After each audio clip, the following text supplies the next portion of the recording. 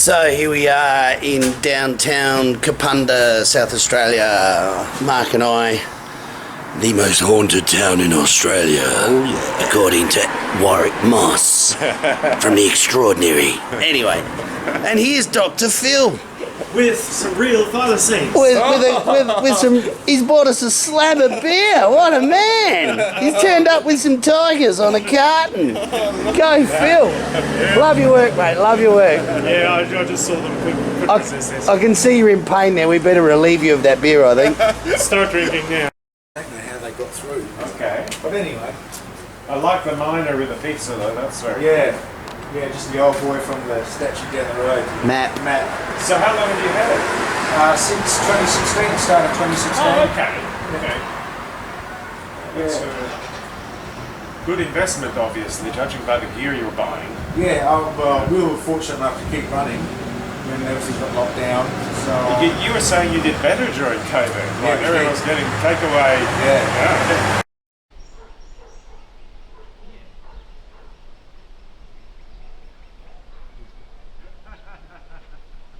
So we're here having lunch in the lovely duck park in Kapunda, and we've been smashing out Mick's and Liesel's awesome pizza. And that they are. I've done alright on this Italian one here, but I think I've hit the wall now. But these guys are still going. They've obviously got a seafood deficiency in their blood. Anyway, we're about to start talking some thyla turkey, so secret business. I have to cut the camera off now. Sorry. And the only two options I could see for what you guys have seen is either a real thylacine or something mistaken for a thylacine. Without getting into, well, it's pretty unlikely that all of these people make mistakes and that it's not a thylacine, whatever. Yeah. Doesn't matter, right? The whole thing is you've seen something, it's real, either mistaken or thylacine, and we can serve on that basis. Now, she's come up with this third thing because she's an anthropologist, sort of humanities type person. Completely different training to my zoological sort of scientific training. Yeah. And she's asked, how do you know it's not a ghost thylacine, literally, as in a ghost? Yeah, right. And that's become a little bit of a, more than a stumbling block, not quite a brick wall. But she said, well, you can't publish this without exploring all possibilities, and one of them is that they're seeing a ghost. I said, but I don't believe in ghosts. Yeah. She said, but I do. So she believes in ghosts. Yeah. And I know you've had some experiences. Stuff. Yeah. So, it could be. It could be a ghost thylacine haunting people that are prepared to believe in it. Yeah, The right. one I seen definitely wasn't. Yeah. Because the roos that were to the side of it all looked at it at the same time. They could have been scared of a Can ghost. roos see ghosts? Paranormal experiences. Do as roos well, see but ghosts? Yeah. I like that. If those roos weren't there, and if Yeah. they all didn't turn their head and looked at the same thing I was, I would be. You wouldn't have seen it. No, look, Yeah. I that's the story that's in my mind. No, and they're yes. the only So two she's bringing the possibilities. metaphysical into the physical. Correct, Yeah. correct, and using it as a Possible explanation for Yeah. this whole phenomenon. and as a large stumbling block. And to me, what that means is she's saying, well, go back and do a literature review on ghosts. Like, define ghosts from an anthropological point of view and discuss the possibility that this could actually be a ghost, because that's what she believes. I think the way to narrow that and maybe eliminate it, if you have to look at ghosts as something, because she's thrown it in there, would be how many people see ghosts and describe them as a solid, physical, real looking person versus probably quite a few. versus misty, Spirity, misty, Yeah. transparent, It's a translucent. tangible Yeah. thing. Looks like a ghost because it walked through the fucking wall. It wasn't solid, Yeah, and it looked kind of thin and white and glowing. You'd have to try and determine the elements of what determines that was a ghost. I saw a ghost because it walked through the wall, because it was floating, because it didn't look solid and real. It didn't leave a footprint on the ground. It didn't bark at my dogs. It didn't rip my chickens' heads off. It didn't leave a kangaroo lying on the ground with its head missing. Yeah. We have these footprint impressions. All right, we don't have a sighting and a footprint from the same thing. That's a turning point for us. If we get video of a thylacine running past a trail camera and we get its prints at the same spot, we're really narrowing down and eliminating that ghost theory. Yeah. Because do ghosts leave physical impressions? Discussed that before. No. Yeah, but then you get like Cam's sighting. Yeah. He witnessed it first, and then he brought his mates in. Yeah. And then they all seen it. Yeah. So I mean, they're all having a same, Ghost experience in broad daylight?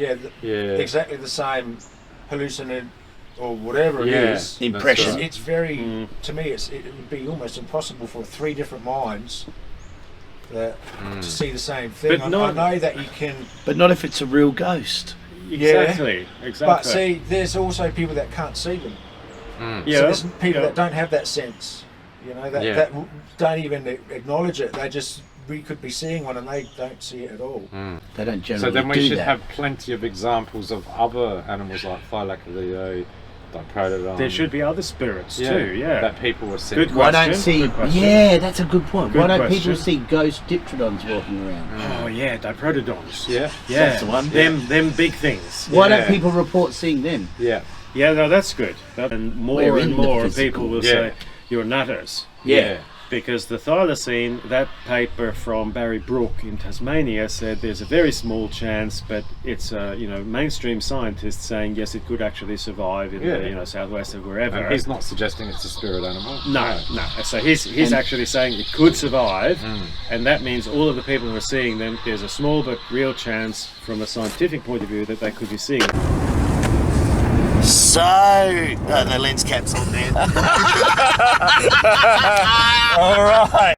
Are you sure about that zoom not being zoomed? Just check the zoom. Yes, I'm very unzoomed now. Right, we're all good? Yeah, good to go. So, Rolling. now Mark knows what's happening with the freaking lens cap on the camera. We have just had lunch with Professor Phil Weinstein from Adelaide Uni, who's working with Tagoa, doing a paper on the existence potential of thylacines and why it's important to conserve habitat if all these sightings just happen to be true. Anyway, we've had lunch with Phil, we've had some awesome pizza from Mick's Pizza Bar in Kapunda. Mick and his wife Lisa are big supporters of Tagoa and what we do, and Mark and Mick do a lot of work together. You might remember Mick from the thermal imagery that was picked up by Mick's thermal camera in the mid-north South Australia a few weeks ago. Anyway, Rebecca and Allan Braham had a sighting about 12 days ago, and we are now heading to that spot where they had their sighting. So we will tune in a little while and we'll have a look at the layout of the land in that spot and see what's going on there. The trees in it. Yeah, It's like a little gorge going in there. definitely. There's a nice ruin there. Far around. Check out the ruin. There's plenty of ruins around this area. There's another kite. I've got kites. Black-shouldered kite. That's the third one today.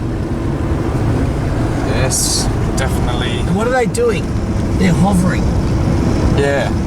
What does a drone do? Hoppers, yes. What have we got in the back seat here? So, we're here with Rebecca and Allan Braham. Thank you very much for your time. Coming out here to have a chat with us. And coming forward with your sighting as well. I know you've been in the group for a few years, Rebecca, and just sitting there watching what's going on and seeing what we do, and he's with your own sighting. So, so this is the spot. It was on the 30th of May. It's only not even 2 weeks ago. No, So it's still pretty fresh. So Monday will be 2 weeks. So yous were heading in this direction. Yeah, well, we're heading towards Dutton, heading towards Newry. Yep. And we got to this point. Beck said, "What was that?" What's that running across the road? And when she said that, I'd noticed it was on that side of the road, the far side of the road, and with 3 hops it had gone into the off the road and into the paddock the paddock there. Yeah. Now, watch out, Mick. There's a car coming, mate. The weather was Foggy, very windy sort of conditions, and it was just one of those days that was we had lights on the car as well. Yeah. You know, for safety reasons. Yep. So it's pretty overcast. Yeah. Pretty drizzly. So I was warning him to slow down. Says kangaroos galore through here. Okay, in case you clean one and up. then and then not long after she said that's when we saw what we think was the Thylacine. Yeah, right. And yous were obviously back there a bit when you saw it here. So how far back you reckon? Probably 100, 200 metres. Okay. And it was mid morning, wasn't it? It was around 10 o'clock in the morning. Yeah, Just just after 10. So when you, we're just going to keep an eye. There's a car coming down. So when you saw it, it was sort of on the other side of the road. Yeah, we were just like going that way. Yeah. It was roughly about in the middle of the lane. Yep. And then it did 3 hops with the back legs. like a roo. Yeah, like a roo. So it didn't actually run. No, it actually. So you actually saw it hopping. Yeah. Oh right, I thought you'd seen it with the awkward gait. You actually saw it hop. Well, I saw it sort of. Well, I saw an awkward gate. So I saw But you saw it back from this here. side though. Yeah. Oh, that's awesome. You Just got like- like both in the one side of you. Yes, what I saw. Yeah. Having these makes it easy. Sure. Okay. Is what I saw was to like that. Yep. And then got to here and disappeared in through there. Yeah. Right. Just gone. Yeah. Yeah, like And you got down the road here. And it was like, what the hell was that? Did you come back? Yeah, we did come back later. Okay, so you didn't come back immediately. No. You just kept going. And then we thought, well, we didn't think it worthwhile, so it was gone. We'd slowed the car and I couldn't see it, it was because gone. the weather was so foul as well. Yeah. I suppose. Mm. yeah. So it was an interesting experience. And I described the tail like a ramrod and he describes Like a it sword? like a sword. Yeah, It well, was, it's the same. was straight out. Yeah, Yeah, pointing straight out. that's unreal. And it was a sort of tan to dark browny colour. Yep. Didn't notice any stripes though because of the weather conditions. And it's a fair distance from Yeah, you too. yeah. It could have had them, but it could have been at an angle where they fade. You look at some of those old photos and Yeah, there's another car coming across. it becomes invisible. So, Well, fuck, this would be a good little run for them to run through. I've got my your scale there. Well done, mate. Well done. There's another little bit there. This one there. That one's good. So that's about 3 inches wide, not quite 2.5 inches in width. Put your thing around the other way, mate.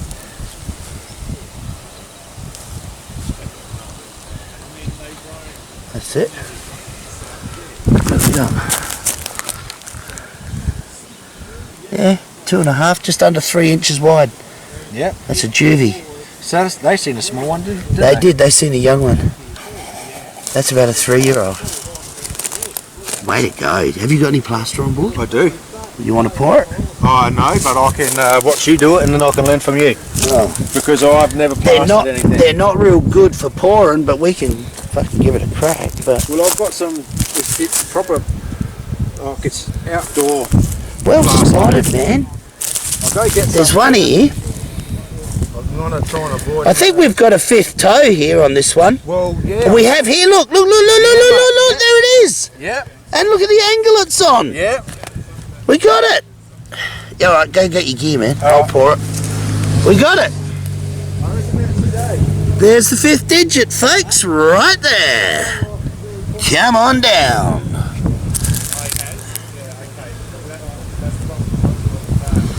That's bang on, Mick. Bang on.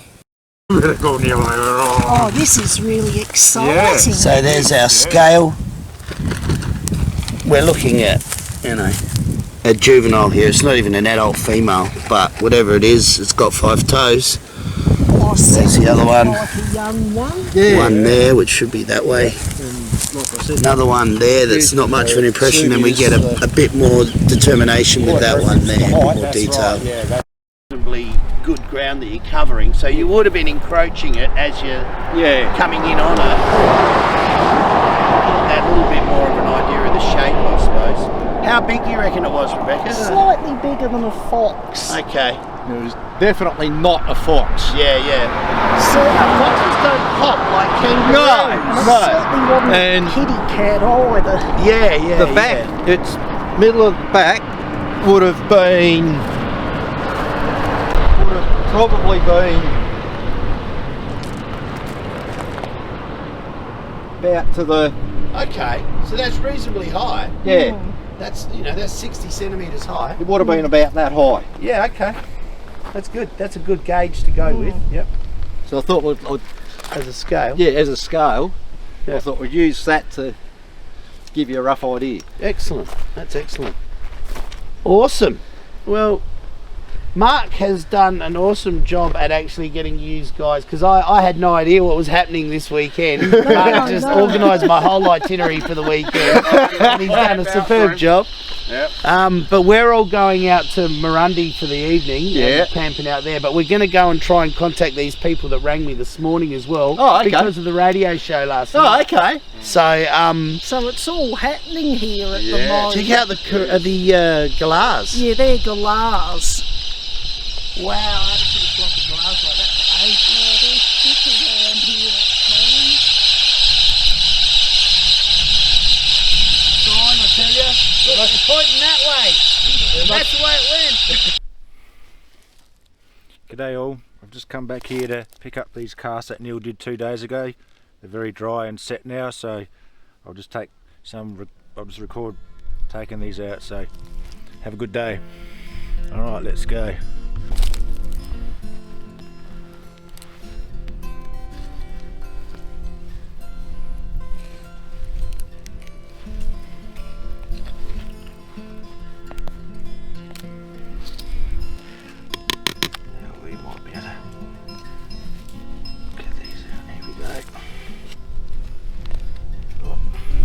Pretty good.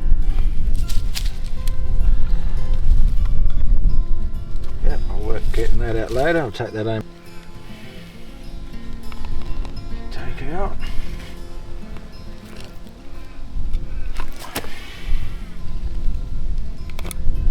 Beautiful. Bit of cleaning up, but can't wait to see these when they're all clean. We know her. Oh yeah, that's that lady we met out past Mount Mary. That's right. Yeah. We know. You know her too. Yeah, we know her very well. Okay, awesome. Yeah, so she was the one that we were looking into that photo with, but unfortunately that went nowhere with the farmer. Oh, that fella that was in the nursing home that I that's finally right. got to speak to after ages. Yeah. Yeah. And there was word that Kim had seen a thylacine since then, so I'm still yet to follow her up with that. But but out that way would be good to go and have a look one day, so we can hook up with you to go out there. Yeah. Do it while it's wet out there. Yeah. You might find prints. Yeah. Keep an eye out. Yeah, Two, we'll do it 3 weeks. sooner than later, for sure. Because you can get to Boundary Road just off a foot road, which is just back there a little. Okay. Yeah. Come out this And that's way. heading straight out into the Mallee, is it, basically? Yeah, well, out pretty towards well Mount Mary and that. Yeah, Tiger Plains, all the classic named places. Tiger Plains Road. Yes, that's right. Because we noticed that the other day, didn't we? Well, there's an old abandoned station south of there Yeah. on the southern side of Tiger Plains Road, which is still Tiger Plains Road, but it goes through a property. Yeah. And that station was called Tiger Plains. Oh, okay. So that was the name of the sheep station that was there. So it's all pretty significant. It all ties in. It'd be interesting how many of them shot. Yeah, he knows of a couple that were trapped by doggers out past Yunta. Yeah, out Mongoletta way, out that way. And then we found out about another guy that used to live up near Marn Valley back in the 50s who had a thylacine pelt on a cushion. Yeah, that's right. in his truck, and they were out rabbiting in the 50s and 60s. That was the lady from out Monardo that gave us that info. Oh, okay. And she remembered seeing this Thylacine pelt. I'm sure it was a cushion or a pillow or something, wasn't it? Yeah, with this Thylacine pelt on it. Yeah, that's right. Yeah, and it was amongst rabbit pelts. Wasn't Yeah, it? yeah. all stitched There's in. this striped one. Yeah, okay. Yeah. So yeah, they're out here. Well, yeah. I mean, they're supposed to have, was it 3 layers of hair? Yeah. Yeah. So they'd be quite thick at times, I would think, especially in winter. This time of year. Oh, yeah, that's right. Yeah, and I mean they can adapt to all sorts of terrain and old environments. So yeah, but no, we'll definitely hook up to go out there because that's a really interesting place out that way. Yeah, because we can come out this same way and then turn off road and go. Yeah, out go Hills through. Flat Way and Wombat.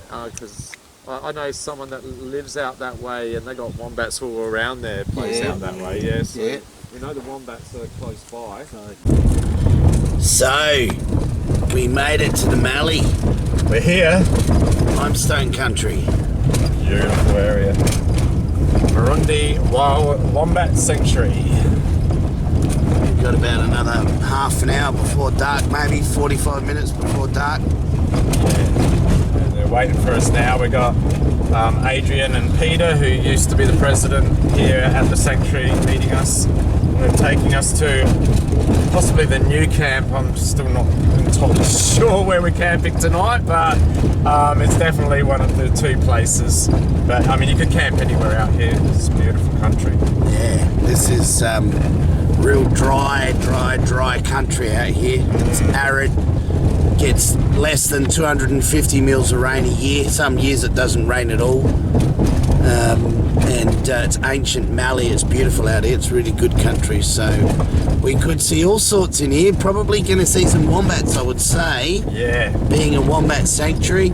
Right. Some roos. There'll be red kangaroos out here. Yeah. Pygmy possums, emus, foxes, feral cats, and other possums as well. Probably a few brush-tailed possums out here and stuff. So Being so close to the Murray, we might get lucky to see a Murray darling python with the amount of rain that they have had up here. But then it's just finding some nice, luscious green vegetation areas and some nice hollow logged out areas. So yeah, well, we've got a bit more habitat.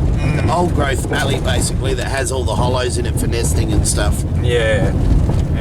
So all in all, it's going to be a bit of an adventure in here. So we'll keep you posted through the evening with what's going on.